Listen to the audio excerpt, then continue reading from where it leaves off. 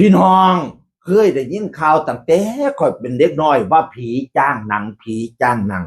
มาสมัยซุมื้อนี้ทุกเจ้าได้ยินข่าวบ่ผีจ้างหมอลำผีจ้างหมอลำพี่น้องเอ๋ย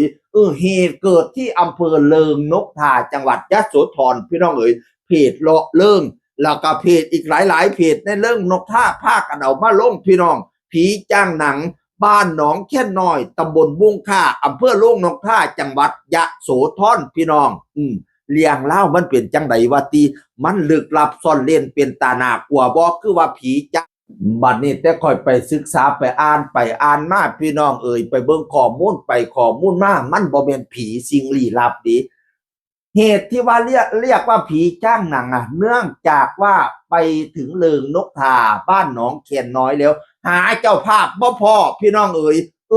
หลอกให้ทีมงานไปหมดเลยรถเวทีรถเครื่องเสียงอะไรทำไมไปถึงหนองแคนน้อยอำเภอเลิงนกทาตำบลบุงขาเรียบร้อยแล้วรถอะไรทำไมไปพร้อมแล้วพี่น้องเอ๋ยบัดที่นี่หัวหน้ากะโทรหาผู้โทรมาจ้างนั่นน่ะว่ามาแล้วเด้อมาแล้วเด้อว่าฉันว่านั่นน่ะบัดแต่เขาโทรไปเพราะว่ากลางห้านเลยแสดงเลยฮอดย่ำใจงานสิ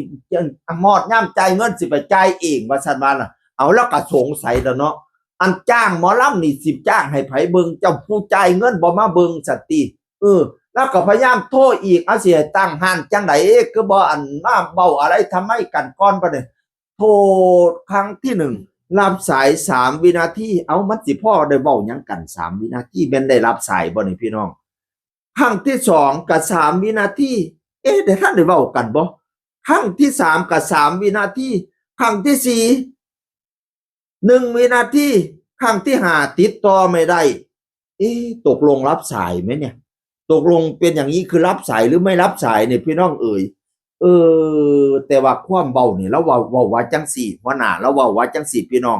อีตนทีมงานเด้เสียหัวหน้าตาหมู่บ้านอย่าหาทำเด้อไผกะดีอย่าหาทำเด้อครับว่าให้ตั้งเวทีแล้วประมาณว่าเลิกเราผู้จังสิมาจ่ายเงินมันเปลี่ยนไปได้ยุติเจ้าของบ่มาเบิ่งแล้วจ้างให้ไผเบิ่งอย่าหาทำทีมงานผู้ใดมาเพิ่นก็มีค่าใช้จ่ายเบิดว่าซั่นว่าอย่าหาทำพี่น้องเอ๋ยมันหมายความว่าจังไดบอกให้เขาเจ้าตั้งห้านแสดงมันเรียบร้อยบัดยามแล้วจังสิมาจ่ายเงินสร้างเปลี่ยนแท้บัดนี้ถามคนในหมู่บ้านถามว่าผู้ใดจ้างก็บ่มีผู้ใดฮู้เด้พี่น้องข้าเจ้าก็พากันงงๆอยู่ว่าผู้ใดเป็นผู้จ้างนั้นผู้ใดเป็นผู้จ้างพะนะว่านั่นน่ะมีคนมาเม่นในหัวข้อน่ะว่างงคือกันว่าไผเป็นผู้จ้างผีจ้างหมอลำกันยังว่าที่สำคัญเขาบอกว่าไม่มีการจ่ายมัดจำเป็นการจ้างที่ด่วนๆประมาณเพจนึงบอกว่าจ้างมื้อนี้ไปแสดงมื้ออื่นว่าจังจ้างมื้อวานมาแสดงมื้อนี้จังซี่น่ะมันฟาวมันจูจ๋าหาแลนบ่ทันได้มัดจำกันพะนะว่ามันเปลี่ยนไปได้ยุติพี่น้องหมอลำบ่มีการมัดจำนี่คันบ่แม่นไว้เนี่ยเสียใจกันอีหลีอะเนาะอุ้ยมันจะสุหาเฮ็ดหรือผู้โทรไปตัวเขาก็ได้ปันใดหัวหน้าก็อย่าสุไปหาเฮ็ดจังซี่อีกมันเสี่ยงบ่ได้รับเงินมัดจำจักบาทนี่น่ะมันเสี่ยงดิเสี่ยงที่ถูกการหลอกต้มบ่ฮู้ว่าขี่รถมาไกลปานใดบ่นี่บ่แม่นรถคันเดียวซ้ำน้ำมันลิตรละจักบาทบัดเนี่ยทั้งรถเวทีรถเครื่องเสียงทั้งรถ